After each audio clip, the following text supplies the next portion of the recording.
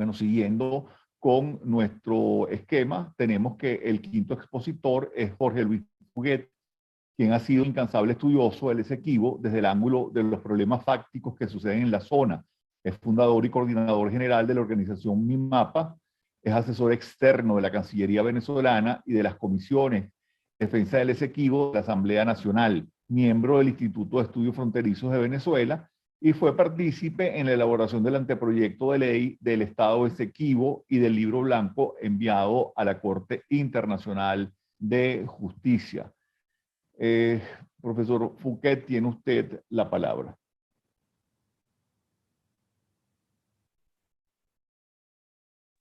Bueno, muchísimas gracias. Muchísimas gracias. Muy agradecido por la introducción y el esfuerzo que está academia en lo que es la divulgación del tema Esequibo, tanto nacional como internacionalmente, lo cual es importantísimo hoy día. Me disculpan si tengo una conexión un poco lenta, pero bueno, situación país. En sí, bueno, primero, en el breve tiempo, quisiera dar como que una exposición en sí del tema de las concesiones actuales vistas en relación con la situación del internacional, en donde estamos viendo que podemos llamarlo que es como una antesala a la decisión de la Corte, viendo las actividades de la República Cooperativa Guyana, todo este grupo de nacionales que hacen presencia o piensan tener presencia dentro del territorio. Si pudiéramos verlo como una seguridad jurídica que ellos están buscando, bueno, desde hace muchísimo, desde que las constituciones han hecho presencia en los años 40 y con Exxon en el año 99, hoy día se ha visto materializado desde el año 2015 en sí. Para ello, bueno, veo que la decisión de la CIJ en tomar la demanda incoada por Guyana en 2018 sobre la validez del laudo ha podido conllevar, digamos, que a un ambiente de optimismo, tranquilidad al gobierno actual de Irfan Ali y a su vez a las decenas de transnacionales que ya les dije. En lo personal vemos que existen diferentes actuaciones de la CIJ que podía ser como una casualidad o no, en donde Guyana, por supuesto, jugando con su excelente diplomacia heredada de Gran Bretaña, han podido dar que pensar sobre la posición inclusive de la propia ONU en el reclamo. Por ello quisiera hacer compartir con ustedes,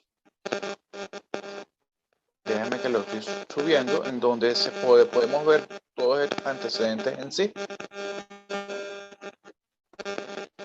Ok, aquí los tengo.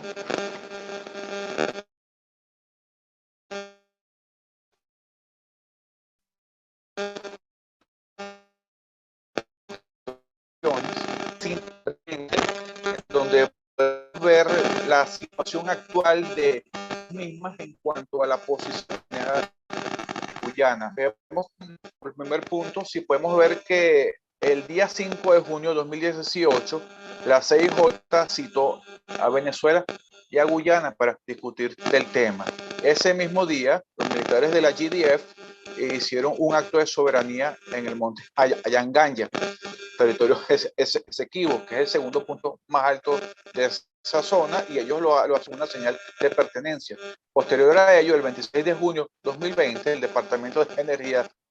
en Guyana presenta un listado de empresas preseleccionadas para comercializar petróleo explotado en aguas aún por delimitar. Ese mismo día, la CIJ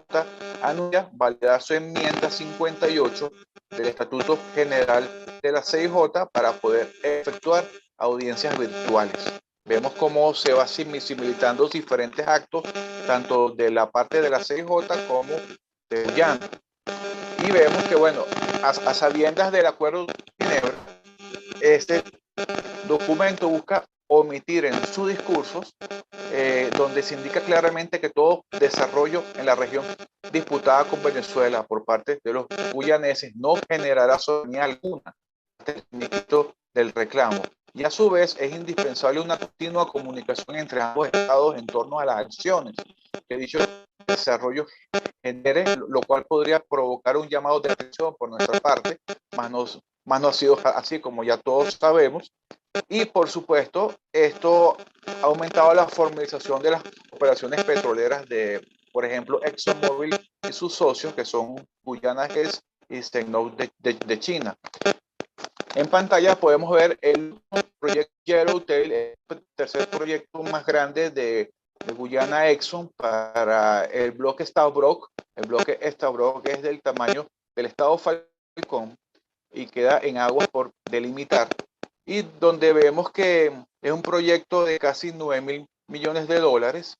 y uno de los 3 puntos de operaciones de desarrollo de móvil, donde se estima que generen entre 41 a 67 pozos con inicio en el año 2025 y se estima una producción de 250.000 barriles al día. Vemos que, bueno, que el 27 de septiembre de 2021, la Agencia de Protección de Guyana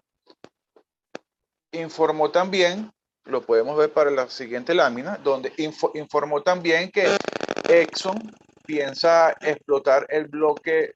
Kaieteur, donde se piensa en la primera etapa y la segunda etapa a partir del próximo año, y esto es que en sí está exento del requisito de una evaluación de impacto ambiental. Inclusive con el anterior proyecto visto, que es el de Yellowtail, Exxon ha estado ya dando contrataciones a subsidiarias para trabajos internos sin aún recibir el visto bueno de la Agencia de Protección de Guyana. ¿Ok? Y ahí vemos donde, bueno, el aumento vertiginoso en las operaciones petroleras en dichas aguas, que además de violar el Acuerdo de Ginebra, violan las regulaciones básicas en el cuidado del medio ambiente, ya que Exxon, que lo podemos ver acá en la siguiente lámina, Exxon ha estado quemando hasta ahora unos 2.900 millones de pies cúbicos estándar de gas natural. Eso solamente en el año 2021.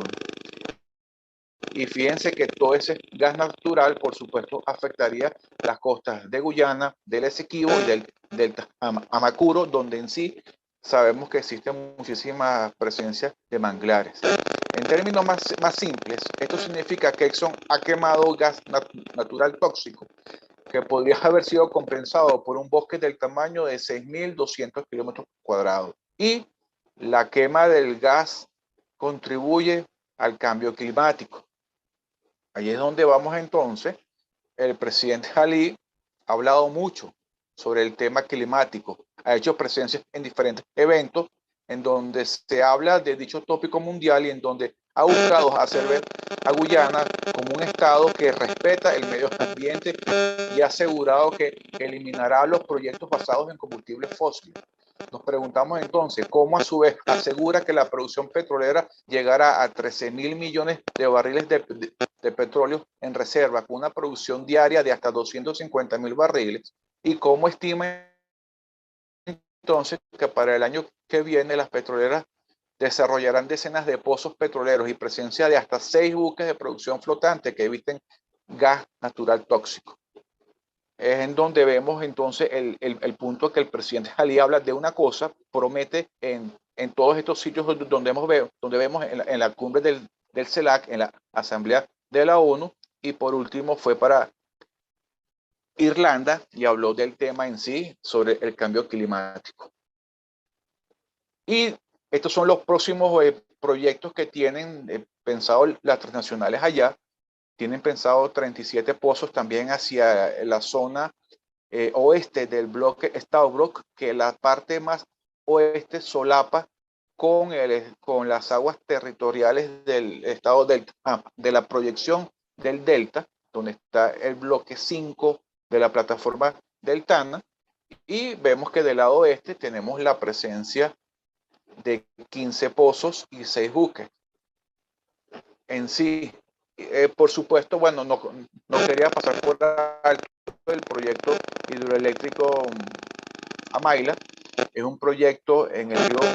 Mazaruni dentro de Esequibo, que actualmente, después de varios años de discusiones, el gobierno guyanés le otorgó la concesión a la China Railway Group. Es un consorcio chino de grandes proyectos a nivel mundial. Antes estuvo presente Noruega, Estados Unidos, China también estuvo presente, Brasil para este proyecto, y sabemos que en sí es un proyecto que Venezuela lo ha podido detener por muchos años, no en la misma zona, pero sí un proyecto de una hidroeléctrica, y Venezuela ha podido detenerlo, y ahora tiene esta nueva tarea con este proyecto chino. Lo que resalta en sí con las operaciones petroleras y mineras es la seguridad jurídica que quiere hacer ver Guyana a los inversionistas extranjeros, ¿okay? Con claras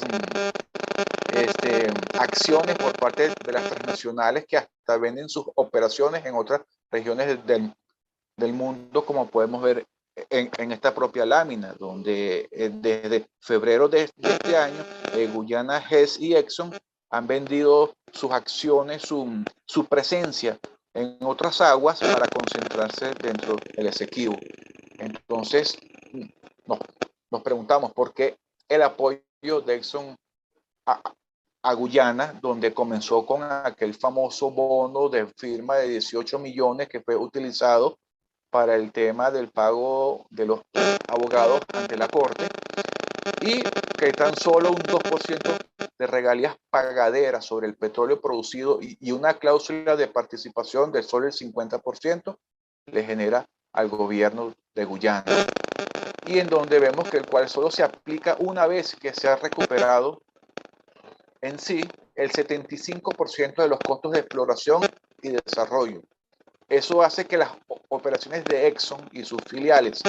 en el bloque Stabroek sean muy rentables, incluso si los precios del petróleo siguen siendo débiles y el Brent se cotiza alrededor de $50 por barril. Eso es lo que vemos que se convierte en una fuente clave de ingresos a medida que crece la producción. Y los expertos en el tema petrolero afirman claramente que es demasiado generoso para ellos. Es una generosidad para Exxon que Guyana hace caso omiso, porque obviamente a ellos les interesa no únicamente el tema económico, sino mantener el buffer zone, que busca frenar las posibilidades de sí en cuanto a la presencia de Venezuela tanto en las aguas como dentro del territorio. Y esto nace en el año 77, cuando ustedes recuerdan la presencia del culto religioso Templo del Pueblo, Johnstown, que exactamente un día como hoy, un 18 de noviembre, están cumpliendo 43 años de aquel suicidio colectivo. Y entre otras causas fue por buscar minimizar presencia de Venezuela en sí. Entonces, bueno, como vemos, quise ser bastante breve, vemos que todo el tema de las concesiones actualmente están alrededor de una posible resolución de la Corte, donde por supuesto Venezuela aún no ha tomado la decisión si asumirlo o no, pero lo que sí sabemos es que Guyana se adelanta día a día con todo este tipo de concesiones, donde hay decenas de transnacionales de diferentes estados haciendo presencia, y por lo que vemos son trabajos a futuro. La posible decisión de la Corte pudiera ser en el 2024, 2025, no sabemos, pero la presencia de Exxon sí tiene muchísimo tiempo más, y es donde tenemos que asumir una ofensiva diplomática, buscar ver el asunto ecológico, hacer frenar todas estas operaciones de una u otra forma, porque no es únicamente por el asunto ecológico, como ya les dije, en donde vemos planeamientos para combatir derrames petroleros, para combatir el uso de químicos de mercurio y cianuro en el tema minero, y en donde día a día vemos el desplazamiento de indígenas de el Esequibo, que en sí no tienen ninguna jurídica y que atención para que los que más tengan la responsabilidad se vayan por ese. Gracias a todos por su tiempo. Muy agradecido al profesor Fouquet por haber evidenciado los desafueros que está cometiendo Guyana, no solamente en el mar, sino también pues, en la zona continental. Creo que se puede conectar la exposición del profesor Fouquet con lo expresado por la profesora y la doctora Pinto en el sentido de las medidas que puede tomar la Corte Internacional de Justicia precisamente por los daños ecológicos que se están ocasionando y que el profesor Fouquet nos explicó de manera explícita.